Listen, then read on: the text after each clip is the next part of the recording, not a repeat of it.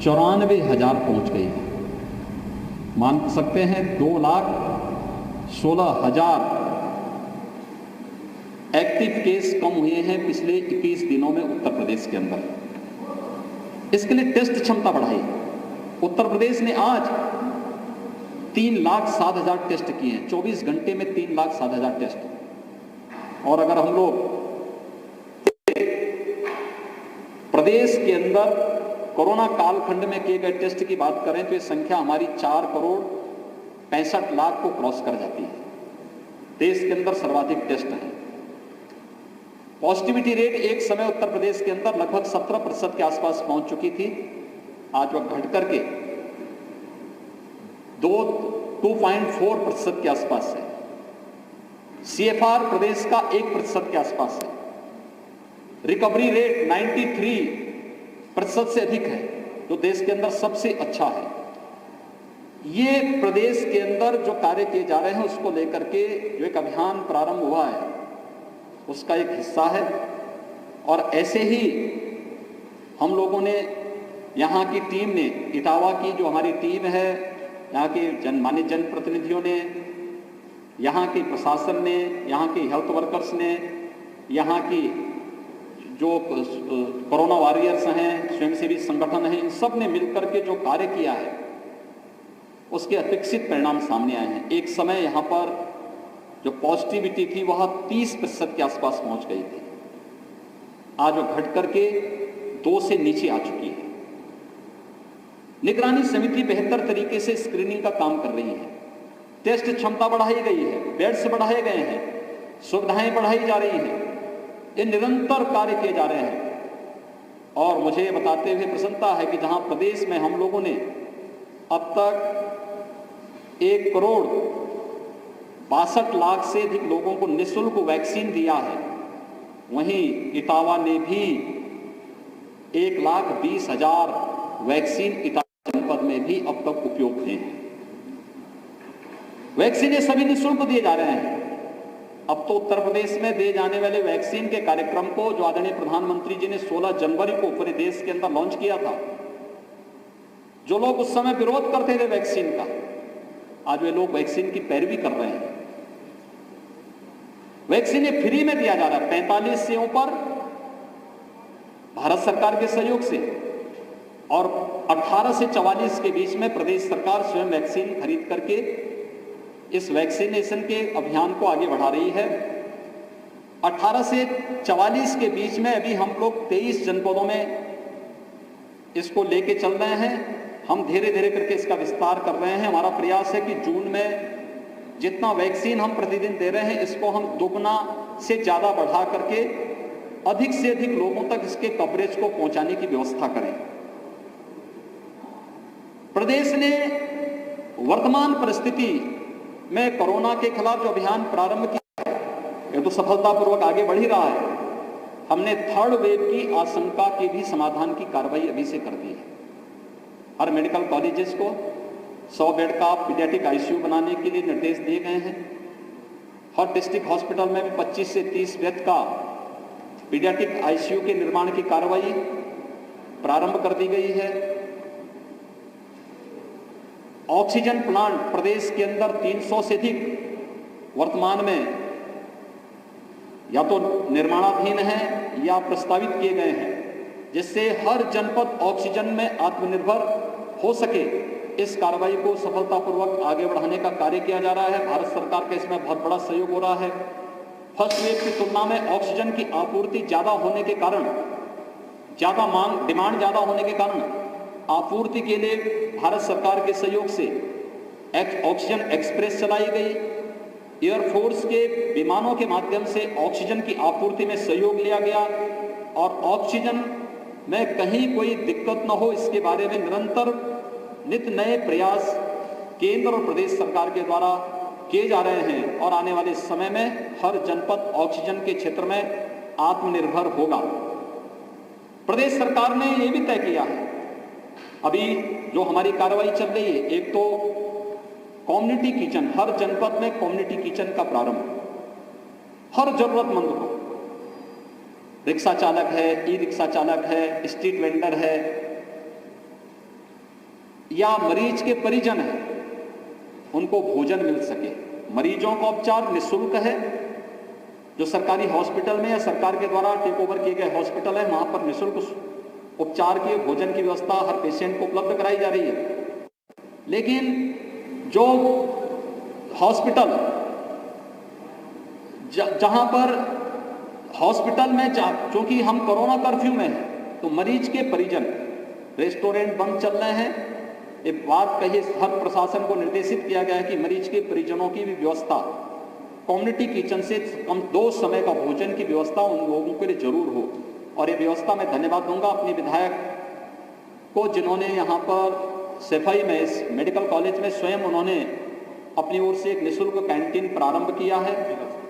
जिला हॉस्पिटल में भी यहाँ पे व्यवस्था चल रही है और भी जगह पर जो कार्यक्रम चल रहे हैं। ऑक्सीजन प्लांट इन लोगों ने न केवल यहाँ पे हॉस्पिटल में उपलब्ध कराए हैं बल्कि CSCs में भी उपलब्ध करवाने की कार्रवाई की है।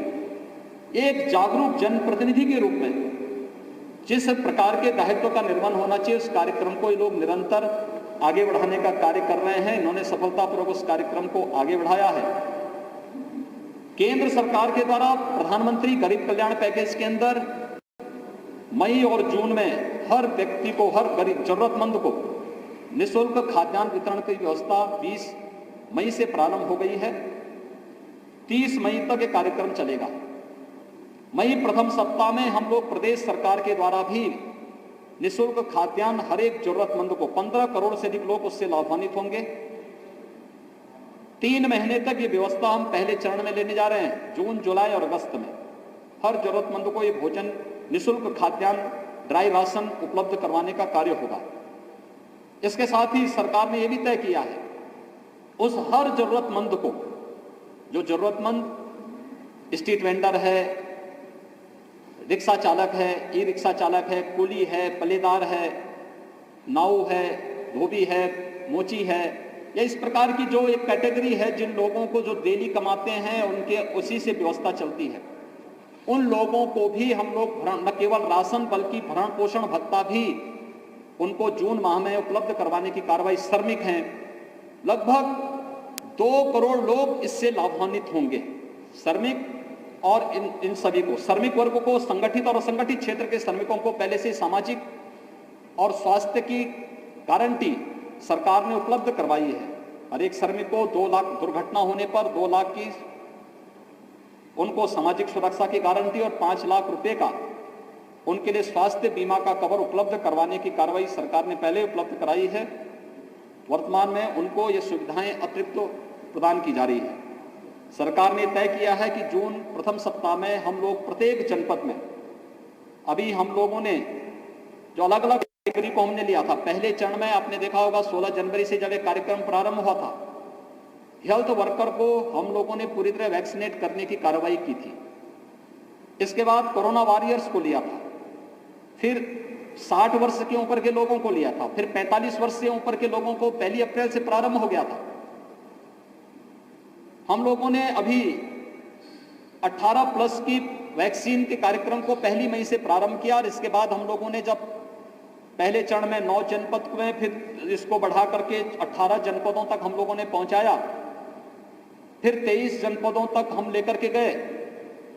हम लोगों ने इसके साथ ही यह भी जोड़ा कि हाईकोर्ट की दोनों बेंच में, हाईकोर्ट की लखनऊ बेंच और इलाहाबाद हाईकोर्ट, वहां पर न्यायिक अधिकारियों को और उनके वहां जुड़े हुए जो कर्मचारी हैं उनके और उनके परिवार के लोगों को वैक्सीन की कार्रवाई, और मीडिया के लिए भी हम लोगों ने 2 जगह, एक नोएडा में और दूसरा लखनऊ में सूचना भवन में उनको वैक्सीन देने की कार्रवाई वहां पर दोनों जगह सफलतापूर्वक संचालित हो रही है।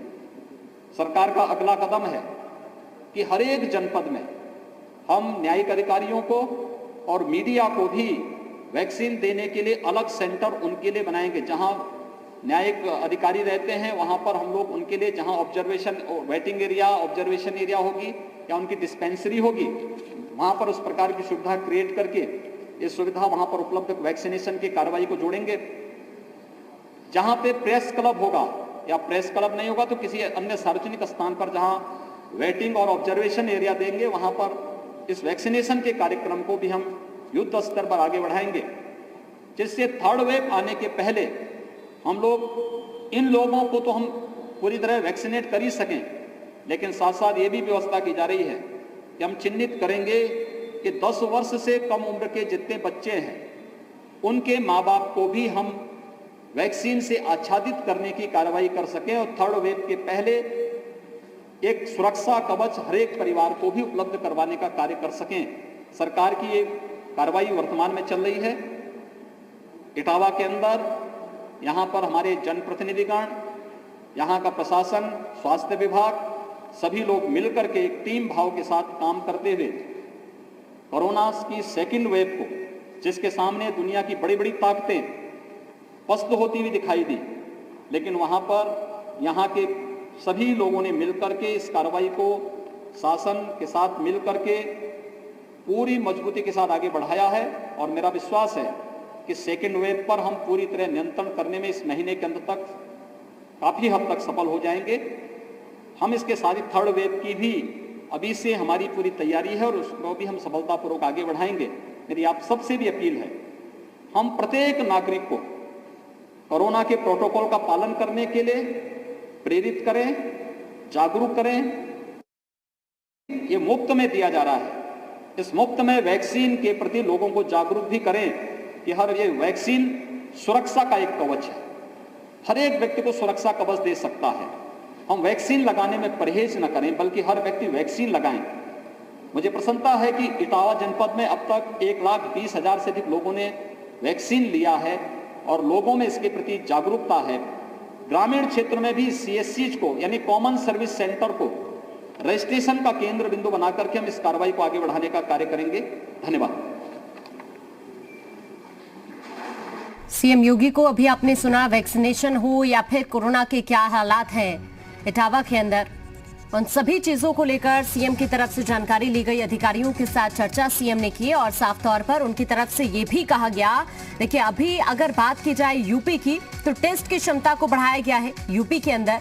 ऐसे में वैक्सीनेशन अभियान को लेकर भी उन्होंने कहा कि तमाम कदम उठाए जा रहे हैं वैक्सीनेशन अभियान में तेजी लाने के लिए।